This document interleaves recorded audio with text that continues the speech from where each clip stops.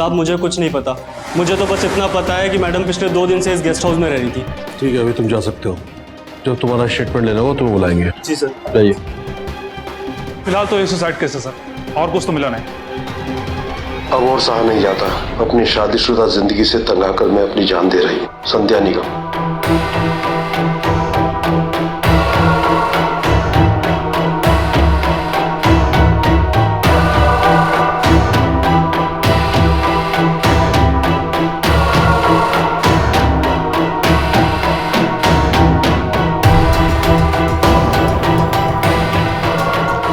अमित, इस guest house में जितने भी लोग रहते हैं सबका स्टेटमेंट लो और इस लड़की के हस्बैंड को बुलाओ इंटरोगेशन के। ओके? जी सर। मिस्टर अनूप, आप ही हैं? जी सर। आपकी वाइफ संध्या जी ने सेक्टर 17 के गेस्ट हाउस में कुछ दिन पहले सुसाइड कर लिया है। सुसाइड? आप क्या कह रहे हैं सर? जी हाँ, उनकी डेड बॉडी के पास से हमको सुसाइड नोट मिला है। मेरी कुछ समझ में नहीं आ रहा सर, संध्या सुसाइड क्यों करेगी? ये नहीं हो सकता सर। इसमें लिखा है कि वो अपनी शादीशुदा जिंदगी से खुश नहीं थी। अब आप दोनों के बीच में ऐसा क्या था ये आप बेहतर जानते होंगे। ऐसा वैसा कुछ नहीं था सर हमारे बीच में, बल्कि जब मैं ऑफिस टूर से वापस आया तो संध्या घर से गायब थी। गायब थी? जी सर, मैंने खुद उसके गायब होने की कंप्लेंट लिखवाई थी। ये देखिए सर, इसमें उसके गायब होने की और घर में चोरी की कंप्लेंट लिखवाई थी। ये क्या कह रहे हैं आप? ये केस दिखने में जितना सीधा लग रहा था, दरअसल उतना ही उलझा हुआ था। नोएडा की रहने वाली 26 वर्षीय संध्या निगम ने आखिर किन हालातों में आकर इतना संगीन कदम उठा लिया? क्या उस सुसाइड नोट में लिखी बात सच थी? क्या संध्या की खुदकुशी करने की वजह वाकई में उसकी शादीशुदा जिंदगी की परेशानियां थी? अगर ऐसा था तो क्यों उसके पति अनूप कह रहे थे कि उन्होंने संध्या के लापता होने की रिपोर्ट पुलिस में दर्ज करवाई थी? कौन सच्चा था, वो सुसाइड नोट या अनूप? और ऐसी कौन सी परिस्थितियां पैदा हो गई जिन्होंने आखिरकार संध्या की जान ले ली? इस कहानी की शुरुआत हुई थी आज से 6 महीने पहले, जब अनूप संध्या से शादी करके उसे कानपुर से अपने घर नोएडा लाया था।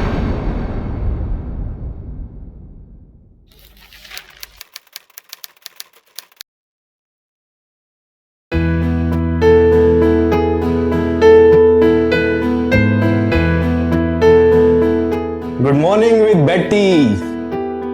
हे, गुड मॉर्निंग।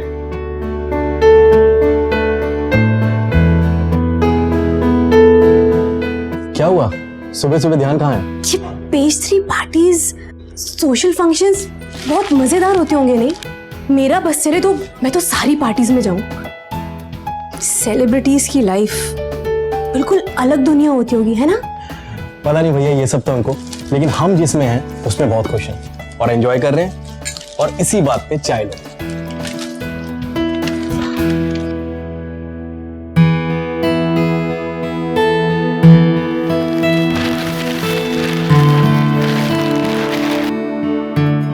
पता है, मुझे ना हीरोइन बनना था। तुम्हें एक्टिंग पसंद है? नहीं नहीं, एक्टिंग किसे करनी है?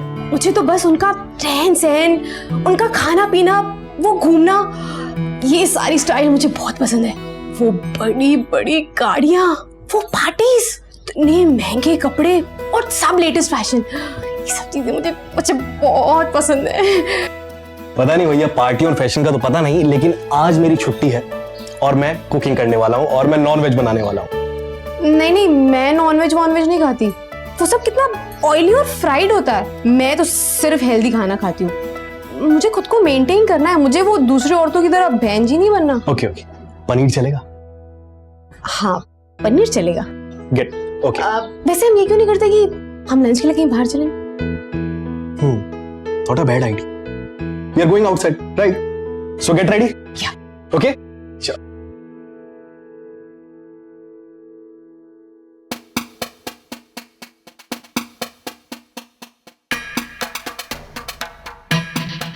अरे संध्या, लंच पे जा रहे हैं हम, डिनर पे नहीं जा रहे। कितना टाइम और लगेगा? बस आई।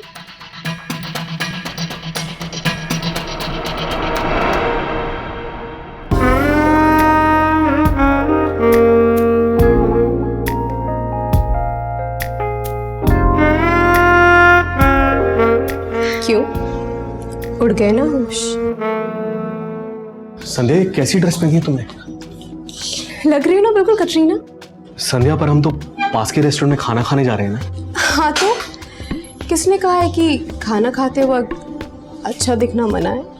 हाँ, पर ये ड्रेस आई कहाँ से तुम्हारे पास? ये ड्रेस कानपुर से, मैंने वो अपने कॉन्टेस्ट के लिए ली थी। अच्छी है ना?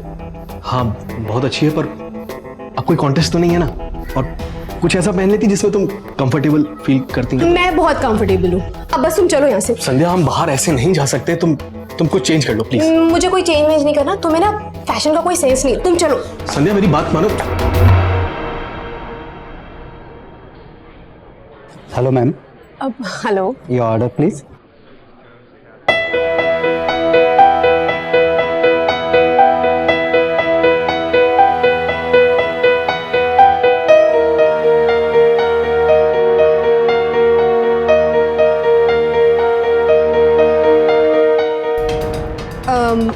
एक वेज क्रिस्पी, ओके। एक paneer baby corn mushroom. Fresh oil use करिएगा और बहुत कम, और हाँ जला मत देना। कोल्ड ड्रिंक्स मिलेंगे कुछ? Thank you. ओके सर, आपके लिए कुछ और? मुझे कुछ नहीं चाहिए, मैं ठीक हूँ। Thank you. क्यों? पार्सल ले लेते हैं ना, घर जाके खाएंगे आराम से। घर पर ही खाना तो तुम यहाँ क्यों करा? मैंने तुम्हें कहा था ना, ये ड्रेस ठीक नहीं है।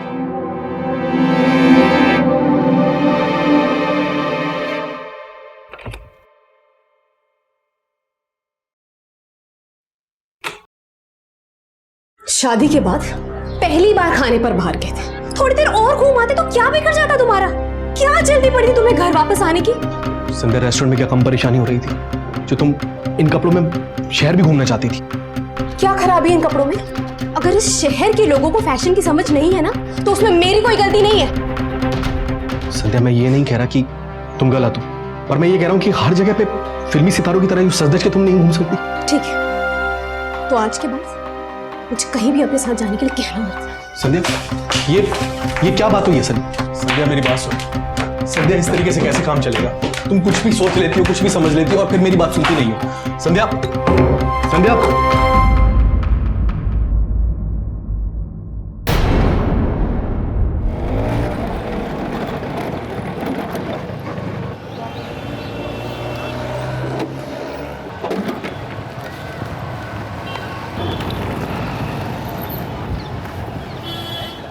आप मेरा नंबर नोट कर लीजिए, और जो भी सर्विसेज हो ना, मुझे पक्का कॉल करके बताइएगा। सीरियसली यहाँ की सर्विसेज बहुत अच्छी हैं। संध्या? आपका पाल तुमने मुझे ऑफिस से इतनी जल्दी क्यों बुलाया? अनूप, वो इतनी सारी चीजें हैं आप पे करवाने के लिए। मैं तो सिर्फ फेशियल के लिए आई थी, पर मुझे जो और चीजें अच्छी लगी मैंने करवा ली, तो खर्चा थोड़ा ज्यादा हो गया। उतने पैसे मेरे पास थे नहीं। देखा, इसीलिए मैं तुमसे कहती हूँ मुझे क्रेडिट कार्ड दिलवा दो, फिर ऐसे तुम्हें परेशान नहीं करना पड़ता ना। मुझे जो चाहिए होगा मैं खुद ले लूंगी। कितने पैसे? सर 10,000। 10,000? यस। 10,000? क्या कर पाए तुमने इतने पैसों का? नहीं, कुछ खास नहीं। वैसे भी मुझे कहाँ जरूरत है ज्यादा कुछ करवाने की। हाँ, आप एक बार फिर से जरा चेक कर लेंगे, कहीं कोई डबल फिगर तो नहीं लग गया? No sir, facial, manicure, pedicure. एक minute sir. Raghav, yes ma'am. Thai massage किया यस ना? मैम, हो गया। थाई मसाज मिलाकर टोटल 10,000 सर। 10,000? कार्ड यस लगेगा? सर, या थैंक यू सर। संध्या, ये सब क्या है? अब मैंने क्या किया है? संध्या, तुमने एक महीने की 1/3 सैलरी पूरी अंदर उड़ा दी। ऊपर से तुम वो मसाज, तुम आदमियों से मसाज दे। अब तुम कभी मसाज पार्लर गए ही नहीं, तो मैं क्या कह सकती हूँ? एक सेकेंड। हाँ संजय, हाँ मैं आ रहा हूँ, मैं वापस आ रहा हूँ ऑफिस, आ रहा हूँ। या नहीं, वो वाइफ की थोड़ी तबीयत खराब हो गई थी। I am coming back. या तुम्हें घर छोड़ दूँ स्कूटर पर? नहीं, मैं चली जाऊंगी। तुम चली जाओगी पक्का? हाँ, वैसे भी यहाँ से मैं अपनी किटी पार्टी के लिए जा रही हूँ, तो तुमसे शाम को ही मिलूंगी। बाय।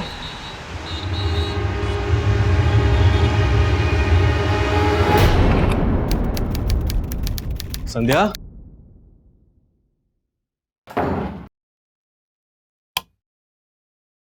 संध्या, संध्या, संध्या।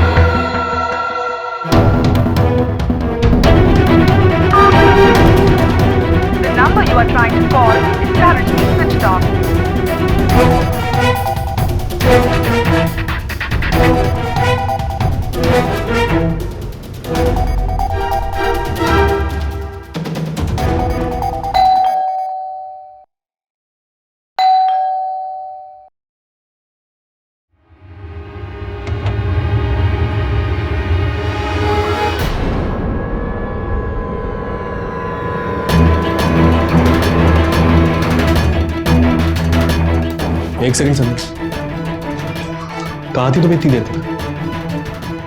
बताया तो था कि किटी पार्टी में जा रही हूँ। तुमने शराब पी? हाँ तो हर बात में हाँ तो संध्या, क्या होता है ये हाँ तो? हम लोग, हमारा बैकग्राउंड कुछ और है, समझी? अब इन सब में बैकग्राउंड कहाँ से आ गया यार? संध्या, हम लोग मिडिल क्लास लोग हैं, ये सब हमें शोभा नहीं देता। एक सेकंड, कहना क्या चाहते हो तुम? हाँ, तुम ये कहना चाहते हो कि मेरी औकात नहीं कि मैं ये सब कर सकूं? अगर अभी मैं मुंबई में कोई मॉडल, कोई एक्ट्रेस होती तो मैं रोज ऐसी पार्टीज करती। फिर बस चुप करो, ना तुम बॉम्बे में हो, ना तुम कोई हीरोइन हो, और ना तुम कोई मॉडल हो। तुम एक मिडिल क्लास शादीशुदा औरत हो, मेरी बीवी हो तुम, पत्नी हो तुम मेरी। इसीलिए मैं मुंबई में नहीं हूँ क्योंकि मेरी तुमसे शादी हुई है और अब बस बहुत हो गया। मुझे यहाँ ऐसे रहना ही नहीं है, समझ गए तुम? क्या?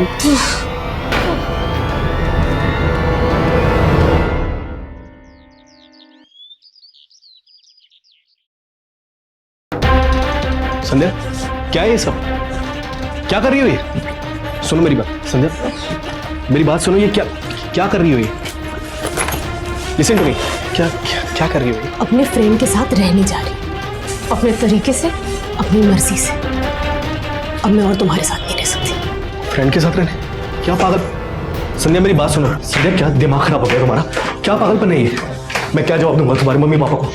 संध्या मेरी बात सुनो, क्या जवाब दूंगा मैं तुम्हारे मम्मी पापा को? संध्या मेरी बात सुनो, तुम्हारा जो मन में आए कहता, मुझे कोई फर्क नहीं पड़ता। संध्या जल्दबाजी में फैसला मत लो, दिमाग को थोड़ा शांत करो और हमारी जिंदगी के बारे में सोचो, थोड़ा हमारे रिश्ते के बारे में सोचो, हमारी शादी के बारे में सोचो। संध्या, शादी, रिश्ता, जिंदगी, अरे जिंदगी तो मेरी उसी दिन खराब हो गई थी जिस दिन मेरी तुमसे शादी हुई। संध्या, संध्या प्लीज, संध्या मेरी बात सुनो।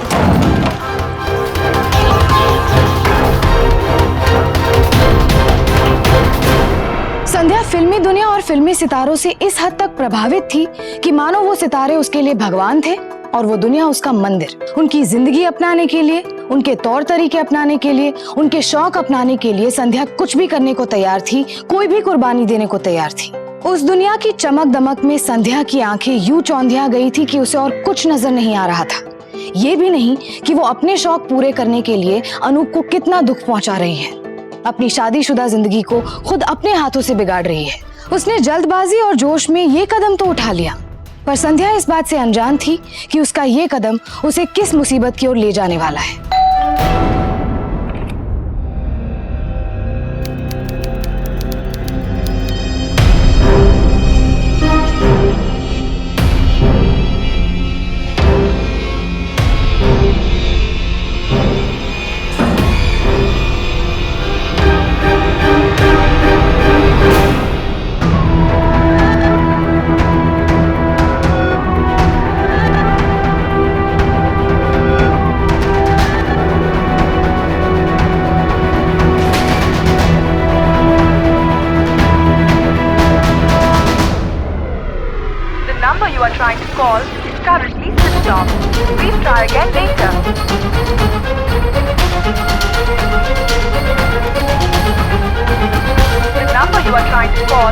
currently switched off. Please try again later.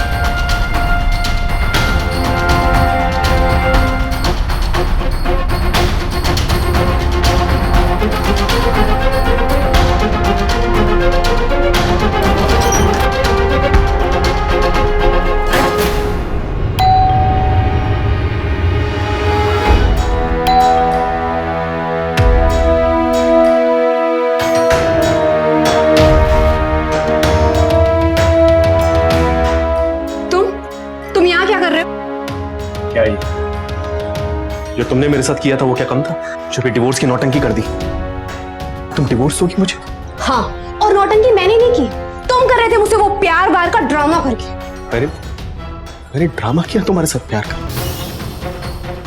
और नहीं तो क्या, रत्ती भर भी कभी मुझे समझने की कोशिश तक नहीं की तुमने। और जब मैं जानती हूँ कि तुम कभी मुझे समझोगे ही नहीं, कोई फ्यूचर ही नहीं है हमारा, तो तुम्हारे साथ रहकर करूंगी क्या? जब तुम जानती थी मेरे साथ कोई फ्यूचर नहीं है तो शादी क्यों की मुझसे? पता होता तो शादी करती ही नहीं। मुझे लगा शादी के बाद एक हस्बैंड अपनी बीवी को समझने लगता है, तुम भी समझ जाओगे, लेकिन नहीं, तुम्हें तो मेरी हर चीज से प्रॉब्लम है। तो जिन चीजों से प्रॉब्लम थी हटा देती उन चीजों को। मैं वही करती हूँ जो मेरा मन कहता है, और अब मेरा मन कह रहा है कि मैं तुम्हें डिवोर्स दे दूँ। मैं नहीं रह सकती इस कैद में अब। ये रिश्ता कैद है तुम्हारे लिए, और जो सब तुम रात को जा जाके क्लबिंग, पार्टीज, शराब पीती हो वो क्या है? और कितनी आजादी चाहिए तुम्हें? कर दी ना तुमने वो मिडिल क्लास फैमिली वाली बात, उसी लेवल पे पले बड़े हो ना, और वहीं सड़ते रहोगे जिंदगी भर। ये हाई सोसाइटी वाली बात तुम्हारी कभी समझ में आएगी ही नहीं। You're right, पर ये तुम्हारी हाई सोसाइटी लाइफस्टाइल है ना, तो मुझे लाइफस्टाइल नहीं चाहिए। मैं अकेला खुश हूं अपनी दुनिया में। अगर ऐसा है ना तो यहाँ क्या कर रहे हो? मैंने बुलाया, गेट आउट।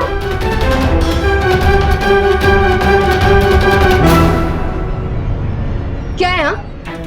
कोई तमाशा चल रहा है यहाँ पर? और तुम अभी इन पेपर्स पे साइन करो और निकलो यहाँ से। इस तरह के तुम वही अब करोगी ना जो तुम्हारा मन कहता है, उस तरह मैं भी वही करूंगा जो मेरा मन कहे। मैं इन पेपर्स पे साइन नहीं करूंगा, और जैसे तुमने मेरी जिंदगी बर्बाद करी है, अब मैं भी तुम्हारी जिंदगी बर्बाद करूंगा।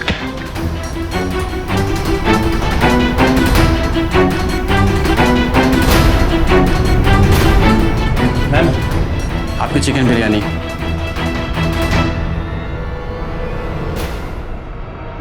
शादी के रिश्ते में बहुत जरूरी होता है कि हम एक दूसरे को तवज्जो दें, एक दूसरे को इज्जत दे, एक दूसरे को समय दे। लेकिन संध्या अनूप के साथ अपने रिश्तों को लेकर बहुत लापरवाह होती जा रही थी। उसके पागलपन और हट्टी बर्ताव से अनूप ऊब चुका था। वो इस कदर तिलमिला गया था कि उसे समझ नहीं आ रहा था कि वो आखिर करे तो क्या करे। हर पल उससे दूर जाती हुई संध्या ना कुछ सुनने को तैयार थी और ना ही अनूप उसके बर्ताव से सहमत। लेकिन फिर एक दिन कुछ ऐसा हुआ जिसकी अनूप ने कल्पना भी नहीं की थी।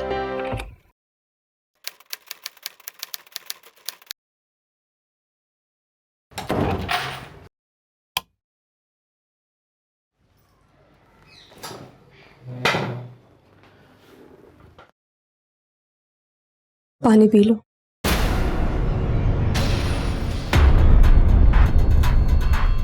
संध्या, तुम यहाँ अंदर कैसे आई? अपनी चाबी से। अनुप मुझे माफ कर दो। क्या कर रही हो तुम? अनुप मुझे माफ कर दो प्लीज। मुझे समझ आ गया है कि सारी गलती मेरी थी। नहीं संध्या। नहीं अनुप, तुम हमेशा सही थे। इस हाई फाई लाइफ के चक्कर में मैं ही अपना घर भूल गई थी। लेकिन अनुप, अब मुझे मेरी गलती का एहसास हो गया। प्लीज मुझे माफ कर दो, प्लीज। मुझे एक मौका और दे दो प्लीज। संध्या, तुम्हें मौका नहीं दूंगा तो किसे दूंगा? और एक गलती तो सबको माफ होती है संध्या।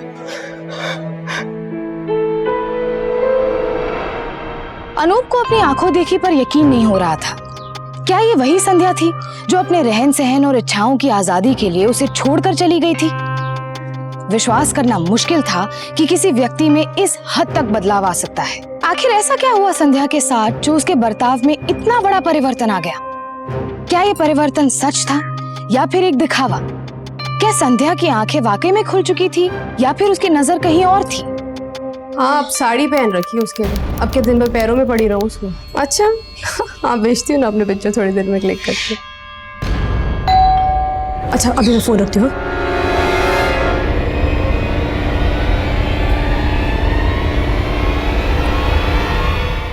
आ गए आप? नहीं, आप बैठिए, मैं आपके लिए पानी लेकर आती हूँ। बैठो। संध्या, मुझे सच में बहुत खुशी है कि तुम वापस आ गई हो। लेकिन बस एक परेशानी है, सारा दिन घर पे अकेले बैठे बैठे बोर हो जाती हूँ। मैं सोच रही थी कि क्यों ना घर से कोई छोटा मोटा बुटीक शुरू कर लूं। आइडिया बुरा नहीं है, काम का काम हो जाएगा और तुम्हारा वक्त भी कट जाएगा। हाँ पर बुटीक शुरू करने के लिए शुरू में थोड़े पैसे लगेंगे ना। कितने? यही कुछ 3-4 लाख। अब कोई भी काम शुरू करने से पहले थोड़ी इन्वेस्टमेंट तो करनी पड़ती है ना। 3-4 लाख का तो पता नहीं संध्या, पर 2 लाख है मेरे पास। सच्ची? अब मैं चला लूंगी। ठीक है। अरे खाना नहीं मिल सकती हूँ, जानते हो ना, अगर अनूप को पता चल गया कितनी प्रॉब्लम हो जाएगी। संध्या, ये शैताना से, चलो मैं रखती हूँ। हाँ संध्या क्या कर रही हो? कहाँ रह गए थे? कब से इंतजार कर रही थी। अच्छा, हाँ क्या करूँ, अकेली बोर जो होती रहती हूँ। मैं तो इतना वेट कर रही हूँ कि कब मेरी बुटीक शुरू होगी। एक बार तुम्हारा बुटीक शुरू हो गया तुम तो मुझे भूल ही जाओगी। आप भी ना कुछ भी कहते रहते हो। ये रहा तुम्हारा 2 लाख का चेक।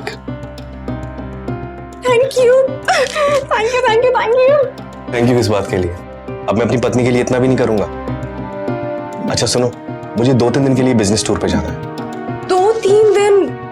इतने दिन मैं अकेली क्या करूंगी? तुम कानपुर क्यों नहीं आई थी मम्मी पापा के पास? हाँ ठीक है। अच्छा सुनो, बहुत तेज भूख लग रही है, तुम खाना लगाओ, मैं पैकिंग करता हूँ। हाँ ठीक है, ओके।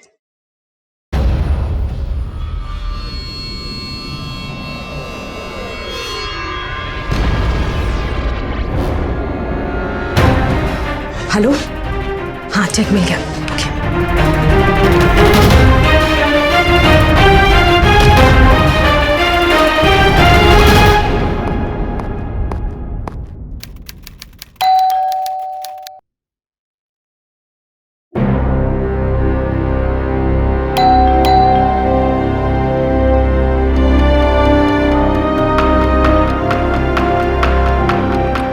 संध्या,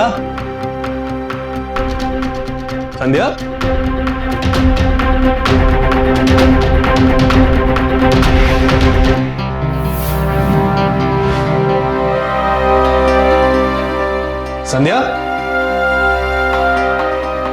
संध्या,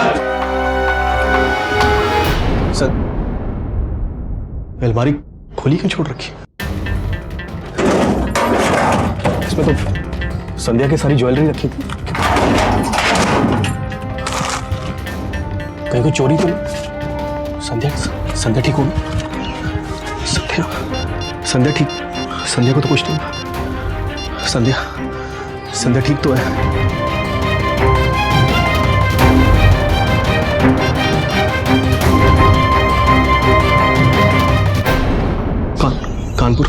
कानपुर तो नहीं गई?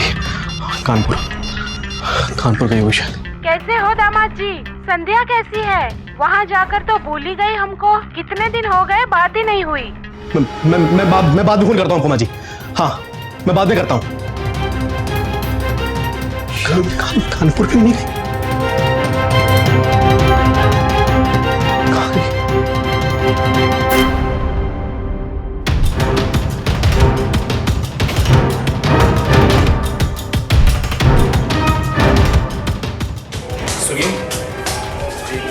पत्नी संध्या यहाँ पे इस फ्लैट में आया करती थी।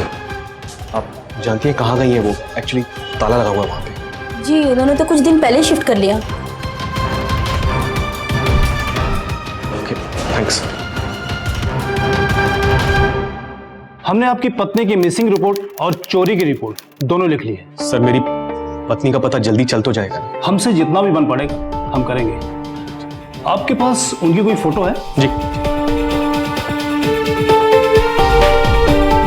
ये लीजिए सर। जैसे ही हमें कोई इंफॉर्मेशन मिलती है हम आपको खबर कर देंगे। Thank you sir. संध्या कहाँ चली गई तुम? ये क्या कर दिया तुमने?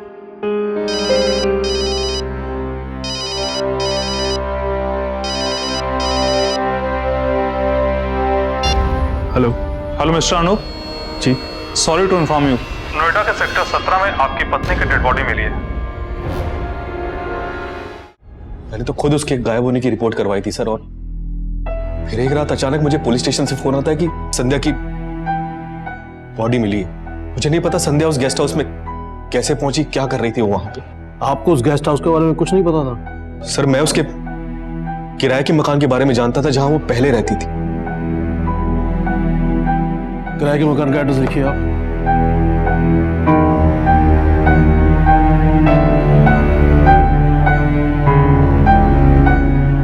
मिस्टर अनूप, अभी तो आप जा सकते हैं, लेकिन आपको दोबारा आना पड़ेगा जब हम बुलाएंगे आपको।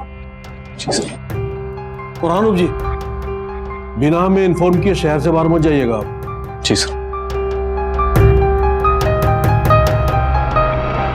धीरे धीरे संध्या की मौत से जुड़े ऐसे ऐसे सच सामने आ रहे थे जिससे पुलिस की मुश्किल और अनूप की उलझन बढ़ती जा रही थी। एक तरफ जहां अनूप द्वारा संध्या के लापता होने की रिपोर्ट उसकी वफादारी दर्शा रही थी, वहीं दूसरी तरफ वो सुसाइड नोट अनूप पर सवाल उठा रहा था। आखिर सच्चाई क्या थी?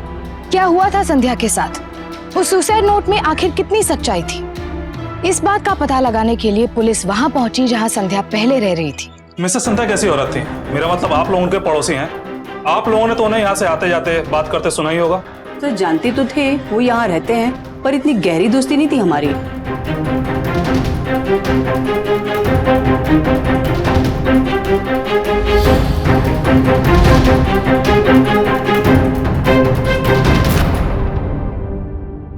फिलहाल तो अनूप पर ही शक हो रहा है सर, लेकिन अभी ये बात यकीन के साथ कहना मुश्किल है।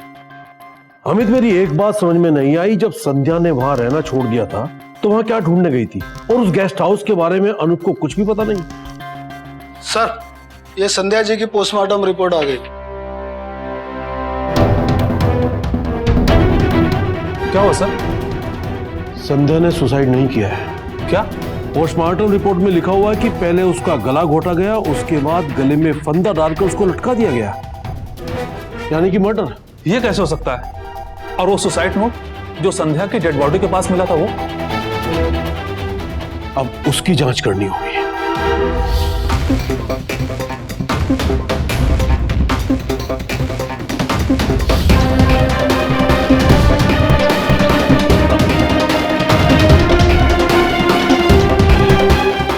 ये संध्या की हैंडराइटिंग से मैच नहीं हुआ। सर लेकिन संध्या का खून करके किसी को क्या मिलेगा? वो तो हमें पता चल ही जाएगा। ये पोस्टमार्टम रिपोर्ट है, आप चाहे तो देख लीजिए। सर लेकिन कौन मार सकता है सर संध्या को? वही जिसे आपको फंसाकर फायदा होगा, और जिसने संध्या के सुसाइड नोट में आपकी शादी को सुसाइड की वजह बताकर उसका मर्डर किया है। आपको किसी पर शक है? जी नहीं। आप किसी विक्की नाम के बंदे को जानते हैं? सर ये विक्की, मैं किसी विक्की नाम के आदमी को नहीं जानता सर। कमाल है, आप किसी विक्की को नहीं जानते। और आपकी पत्नी की मोबाइल हिस्ट्री से हमें पता चला है कि उसने किसी विक्की नाम के बंदे को काफी एसएमएस किए। सर विक्की? कौन विक्की सर? मैंने ये नाम कभी नहीं सुना। इनफैक्ट मैंने संध्या के मुंह से भी ये नाम नहीं सुना। यार अभी तो उसका फोन स्विच ऑफ आ रहा है, पता चल जाएगा। ये देखिए, ये क्या है सर? मैरिज रजिस्ट्रार की कॉपी। कमाल की बात है, आप किसी विक्की नाम के बंदे को नहीं जानते, और आपकी पत्नी कोर्ट में उनके साथ मैरिज करने जा रही थी। जी हाँ, 15 दिन बाद की डेट मिली थी, और आपको कुछ भी पता नहीं है। अच्छा, कभी बातों बातों में कुछ खटका हो आपको, या आपने उनके आसपास किसी को देखा हो?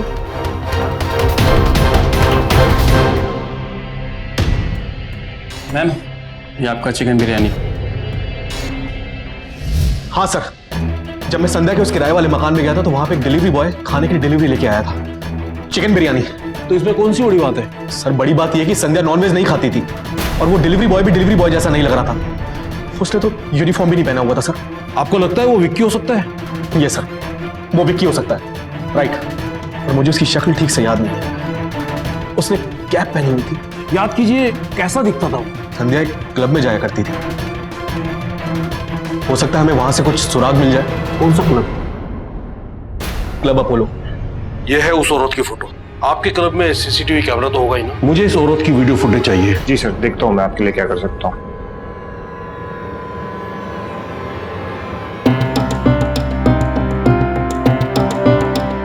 एक मिनट। तय वो लड़का 22-24 साल की एज, ऐसे ही पड़ोसियों ने बताया था। अमित, इस लड़के की स्टिल फोटो निकलवाओ और सारे थानों में सर्कुलेट कर लो। पुलिस को जैसे ही कोई सुराग मिला वो विक्की की तलाश में चारों तरफ फैल गए। उन्हें संध्या की मौत की गुत्थी सुलझाने के लिए किसी भी हाल में विक्की को ढूंढना था। संध्या के मोबाइल से मिले विक्की के लगातार कॉल्स और मैसेजेस से इतना तो जाहिर था कि संध्या की मौत से विक्की का कोई न कोई रिश्ता जरूर था। लेकिन यहाँ सबसे बड़ा सवाल ये था कि आखिर विक्की था कहाँ? नोएडा में या फिर कहीं और अपना जाल बिछाने की फिराक में?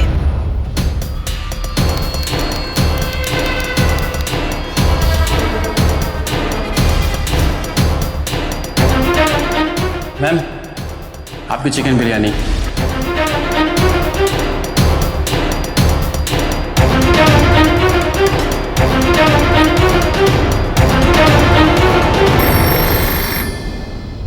हेलो सर जी, जिस लड़के की फोटो आपने भेजी थी वो चंडीगढ़ के इसी गांव में है।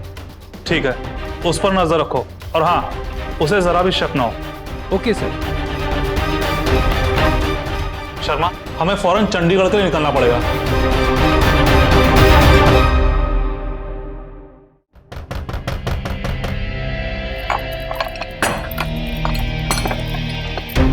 अरे आप लोग कौन है?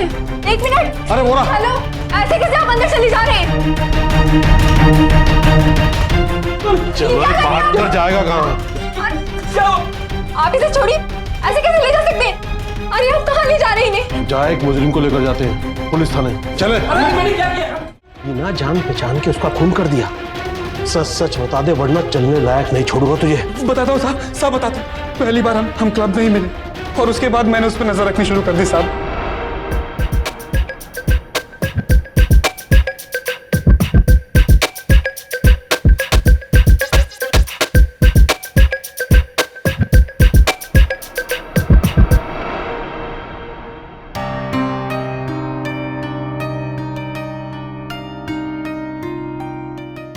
फोन इसकी।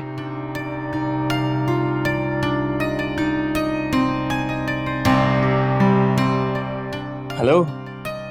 हेलो। आप एक्ट्रेस हैं? No no, I am not. नहीं, आप लगती तो एक्ट्रेस ही है। By the way, Vicky. What? Vicky. Oh, Sandhya. साहब उसके बाद हम अक्सर क्लब में मिलने लगे, नंबर एक्सचेंज किया और फिर बातें करने लगे।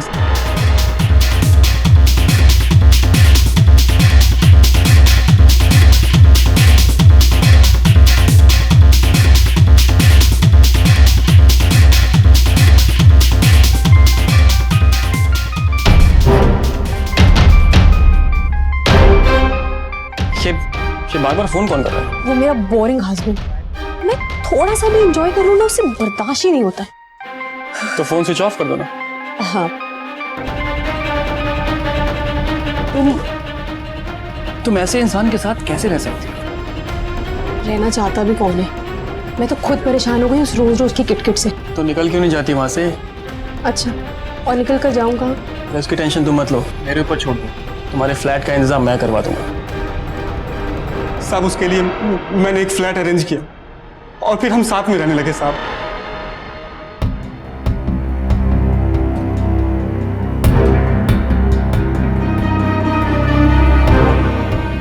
शादी कब कर रही?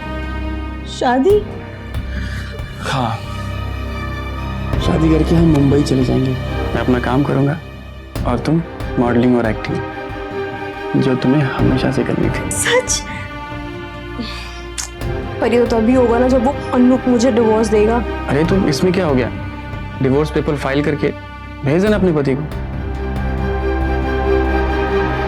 मैं इन पेपर्स पे साइन नहीं करूं। और जैसे तुमने मेरी जिंदगी बर्बाद करी है, अब मैं भी तुम्हारी जिंदगी बर्बाद करूंगा। साहब अनूप डिवोर्स पेपर पर साइन करने को रेडी नहीं था और उसी की वजह से सारी चीजें अटक रही थी। और ऐसे में संध्या को कुछ भी नहीं मिलने वाला था साहब, इसलिए मैंने अपना प्लान चेंज कर दिया। और तुम्हारा कैश जो तुमने मेरे अकाउंट में ट्रांसफर करवाया है उसको मिलाकर होते हैं ये 5 लाख। लेकिन 5 लाख में मुंबई में रहना सोच भी नहीं सकते। क्यों, इतना महंगा है सब कुछ वहाँ पर? हाँ है तो, और ऊपर से तुम्हारे पोर्टफोलियो का भी तो पैसा लगेगा। क्यों, वो हम थोड़े वक्त बाद नहीं करा सकते? अरे नहीं, मैंने फोटोग्राफर से ऑलरेडी बात कर ली है और अगर अभी शूट नहीं करवाए तो 6 महीने के बाद ही डेट्स मिलेंगे। अरे तुम्हें तो पता ही है ना, कैटरीना, करीना, सबके पोर्टफोलियो उसी ने किए हैं। अरे सांस लेने की फुर्सत नहीं उसके पास। लेकिन इतनी जल्दी पैसे कहाँ से आएंगे? कुछ तो करना पड़ेगा। और अगर हम मुंबई नहीं जा पाए तो? अरे अगर ऐसा हुआ तो तुम्हारा मॉडलिंग, एक्टिंग सब करियर खत्म हो जाएगा।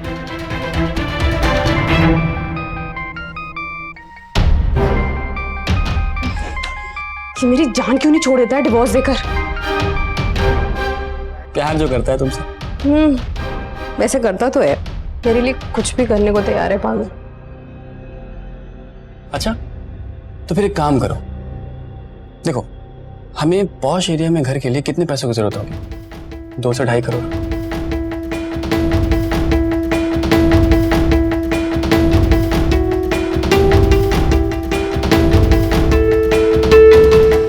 ठीक है, तो मैं कल ही अनूप के पास वापस चली जाती हूँ। साहब उसके बाद वो अनूप के पास पैसे लेने के लिए वापस चली गई और उससे ये पूरा नाटक करवा के उसके पैसे निकलवा के उसका खून कर दिया। साहब मैं उसका खून नहीं करना चाहता था साहब, पर उस रात कल हम फाइनली मुंबई जा रहे हैं। I can't believe it. Kareena, Katrina और उनके बाद मैं, हम सच में मुंबई जा रहे हैं? मुझे तो बिल्कुल विश्वास नहीं हो रहा है।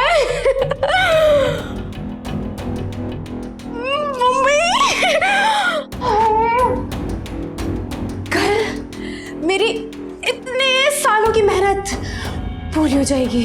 और वो अनूप है ना, उसे भी समझ में आ जाएगा। मुझे हर बात के लिए मना करता रहता था ना। ये करीना, कटरीना, ये सब क्या, मैं तो इनसे भी बड़ी हीरोइन बन जाऊंगी। हाय, मुझे तो यकीन ही नहीं हो रहा वो भी जा रहे हैं। स्टार क्या, मैं तो सुपरस्टार बन जाऊंगी। फिर वो अनूप है ना, उसे भी समझ में आ जाएगा, जो मुझे हर बात के लिए टोकता रहता था। हाय, मेरा भी एक बड़ा सा बंगला होगा, फैंस की लाइन लग जाएंगी। हाँ, मैं तो वेट ही नहीं कर पा रही हूँ कि कब ये सब होगा। और ये लो तुम्हारे तकलीफ के आखिरी 2 दिन के लिए, और उसके बाद हमारे पूरे जिंदगी के खुशी के नाम। मैं बहुत थक गई हूँ, मैं फ्रेश होकर आती हूँ। बस अभी गई और भी वापस आई। हाँ, मुंबई।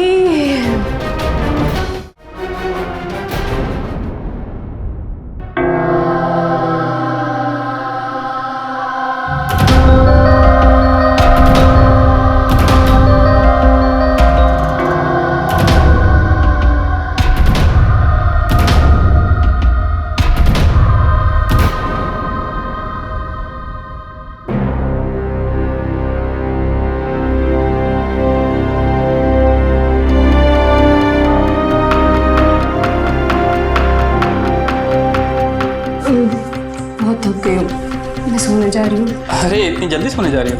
हाँ, बहुत नींद आ रही है। ओके।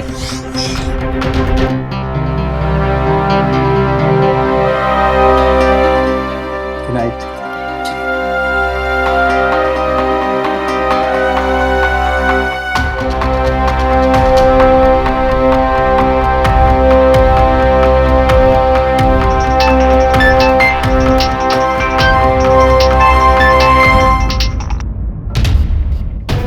हेलो, अरे हाँ हो गया काम। अरे होता कैसे नहीं, एक ही ड्रिंक में आउट होकर सो गई, और जब तक वो कल उठेगी उसके उठने से पहले ही मैं इतनी दूर चला जाऊंगा उसे पता भी नहीं चलेगा। संध्या तुम सोई नहीं अब तक? मैंने तुम्हारी सारी बातें सुन ली है विकी। तुम्हारे लिए, तुम्हारे कहने पर मैंने ये सब कुछ किया और तुम मुझे धोखा दे रहे हो। मेरे लिए? अरे मेरे लिए तुमने कुछ नहीं किया, ये सब कुछ तुमने खुद के लिए किया है, अपने पति से पीछा छुड़ाने के लिए और अपने शौक को पूरे करने के लिए, समझी? बकवास बंद करो। मैं अभी पुलिस को फोन करके सब कुछ बताती हूँ। तुम मेरे सपनों पे पानी नहीं फेर सकती। उसे सुसाइड दिखाने के लिए मैंने उसे पंखे से लटका दिया साहब, और सुसाइड नोट उसके पास रख दिया। साहब, मुझे मालूम था कि अनूप के साथ उसके रिश्ते ठीक नहीं है, इसलिए मैंने अनूप को फंसाने का इंतजाम कर दिया साहब, ताकि पुलिस को मुझ पे शक ना हो, और जब तक ये मामला सुलझे मैं यहाँ से भाग जाऊँ साहब। तुम्हारी सबसे बड़ी बेवकूफी ये थी कि तुमने पुलिस वालों को बेवकूफ समझा है। गलती हो गई साहब, मुझसे गलती हो गई साहब।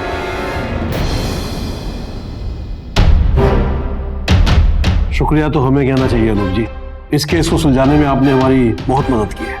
न जाने ये चोर और कितने घरों को लूट चुका है। सर, मैं जो कुछ भी कर रहा था वो अपनी पत्नी संध्या के लिए कर रहा था। लेकिन आपके साथ जो कुछ भी हुआ उसका हमें अफसोस है। लेकिन मुझे खुशी है सर, संध्या मेरे साथ चाहे जैसी भी थी, लेकिन मैं उसको इंसाफ दिलाने में कामयाब रहा। जैसा कि अनूप ने कहा, संध्या चाहे जैसी भी थी, लेकिन उसकी फितरत एक मुजरिम जैसी नहीं थी। अगर उससे कहीं गलती हुई तो वो ये कि फिल्मी दुनिया और हाई सोसाइटी लाइफस्टाइल की होड़ में उसने उन्हीं लोगों का हाथ छोड़ दिया जिन्हें उसकी फिक्र थी। खोखली चीजों की दूर से दिखने वाली चमक दमक का पीछा करते हुए वो अपने सबसे करीबी लोगों से इतनी दूर हो गई कि उसने सब कुछ कुर्बान कर दिया और आखिरकार अपनी जान भी गंवा दी। अनूप ने अपनी पत्नी की हत्या का केस सॉल्व करके न सिर्फ संध्या को इंसाफ दिलाया, बल्कि विक्की जैसे अपराधी को पकड़वाकर न जाने कितनी और भोली भाली लड़कियों को भटकने और बर्बाद होने से बचा लिया। खुद पर तमाम उंगलियां उठने दी, पर सच और हिम्मत का साथ नहीं छोड़ा और आखिरकार जीत उन्हीं की हुई। लेकिन अफसोस कि उनके नुकसान की भरपाई नहीं हो सकती। उन्होंने जो खोया वो तो वापस नहीं आ सकता। लेकिन हम इस बात से ये सबक सीख सकते हैं कि हम सूझबूझ से काम लें और जिंदगी में क्या फितूरी और क्या जरूरी है ये समझे, ताकि विक्की जैसे अपराधी किसी का फायदा ना उठा सके। फिर होगी आपसे मुलाकात जुर्म से जंग की सच्ची घटना के साथ। तब तक सावधान इंडिया, इंडिया फाइट्स बैक।